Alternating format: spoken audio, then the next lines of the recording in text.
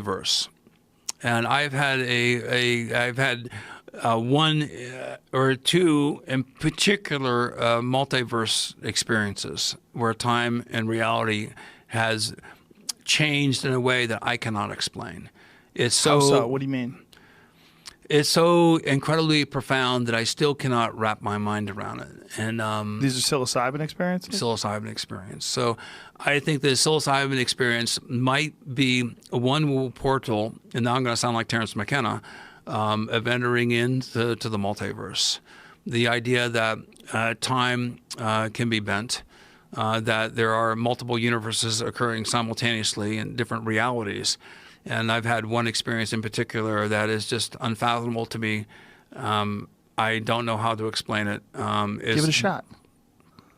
Okay, I'll give it a shot. And you've already blown my mind apart 150 times today. This is a very deeply personal experience to me, but I was going to the Evergreen State College. I had the Drug Enforcement Administration license. My brother John went to Yale University. He got a graduate scholarship in neurophysiology at the University of Washington. He came out to Washington State in Seattle. I was living in Olympia, Washington. I had a cabin up in the mountains near Darrington, Washington. Then in the summertime for 3 years, I set chokers. I was a logger. I really believe in the school of hard knocks and the blending of academia with blue-collar hard work. I love chopping wood. I love running a chainsaw. I love hard labor. I think. It gives my mind some respite to be able to think. So I'm in this highly academic environment. My brother John, he died unfortunately 2 years ago. He got me involved in mushrooms. So I'm going to segue and set the stage here, but I need another 2 minutes to set the stage here. So I'm growing up in a small town in Ohio called Columbiana. My brother John is going to Yale. He comes back one day, and he gives me a book that he's using for his class, but he's on break. And he says, and I'm really fascinated. Now, John went to Mexico, Colombia, came back with great stories of eating psilocybin mushrooms, and he's my older brother. I just idolized him.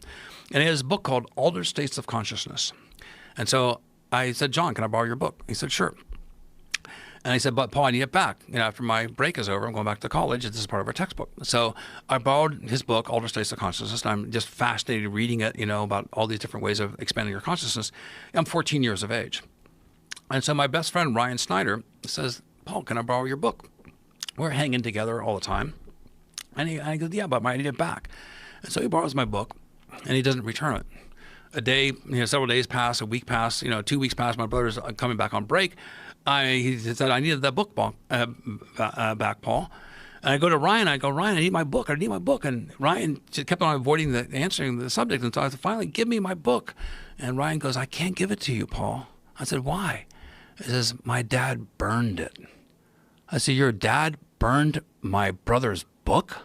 I go, WTF. I didn't use this phrase back then. I said, oh, my God. And I have a shout out to Ryan Snyder's father that because of that event, it stimulated my interest in altered states of consciousness even more. So John goes to Yale and goes to the University of Washington. I have this DEA permit. I'm at the Evergreen State College. John calls me up. He says, Paul, I think I found some psilocybin mushrooms.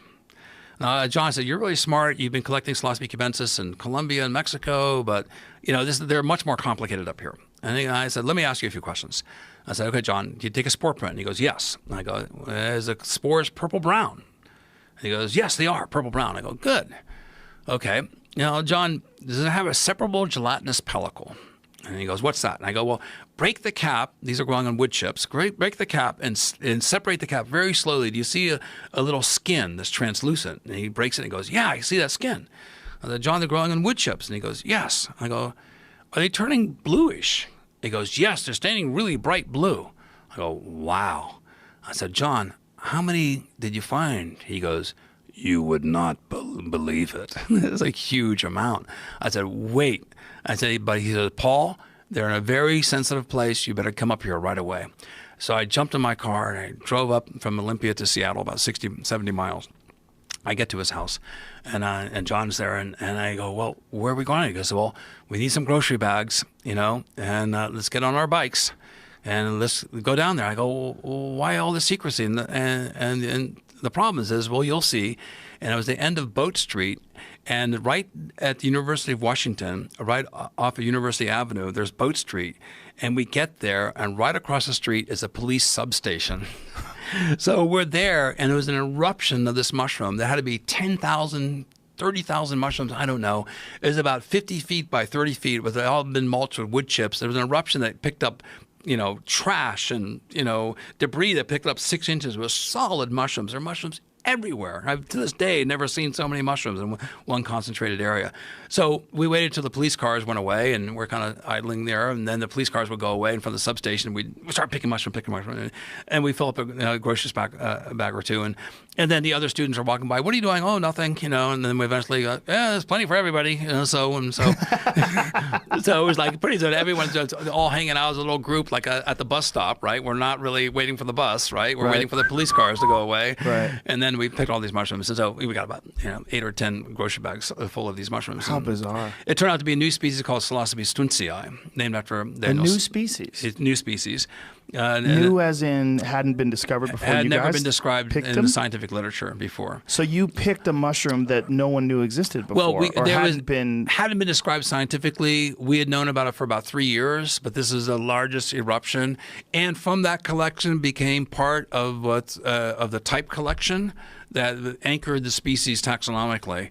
So I think some of the specimens still exist in herbaria around the world because it's the reference standard. So we go back to the house, and it's like, we got to dry them. So we lay out newspapers, and the whole newspapers were just covered with mushrooms. And so that night, we just about 4 guys from Yale, all neurophysiology, all scientists, on the scientist track, and let's eat them. And so, I mean, this is not very potent. They're 1/10 the potency of cubensis, so we made smoothies. And oh my gosh, talk about the gag reflex. So we had to make these smoothies. We had to eat 50 of them in order to have a dose equivalent to what Psilocybe cubensis would be. So I knew that. So we made these incredibly distasteful milkshakes, and we chugged them and we drank them. And then amazing experience. I bonded with my brother. It was beautiful. And then you're peeking at this experience. You look around, and there's like tens of thousands of these mushrooms. Like, oh my gosh, all for science. And so I go to bed, and I'm laying in bed, and full blown experience, and can barely sleep because all the colors are keeping me awake, and my mind is racing. And then I have a lucid dream. And I'm dreaming, and I wake up, and I go downstairs, and I go, I had this crazy dream.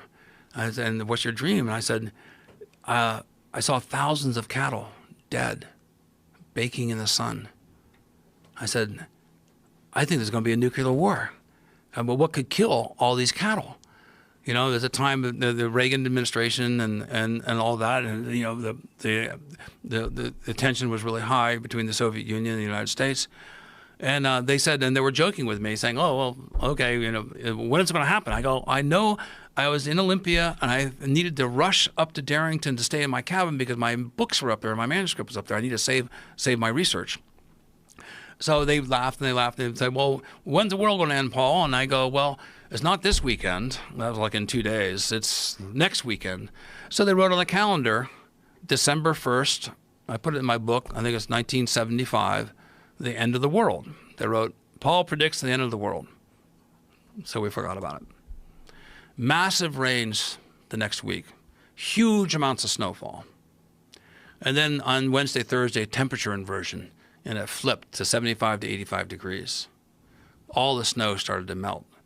All the rivers were flooding. And my little cabin was right next to this river that would swell from from morning to night. It would go up 6 feet just from the snow melt because it's very close to this volcano and big glaciers. I said, oh my gosh, I'm going to lose my manuscript, all my research. I need to get up there.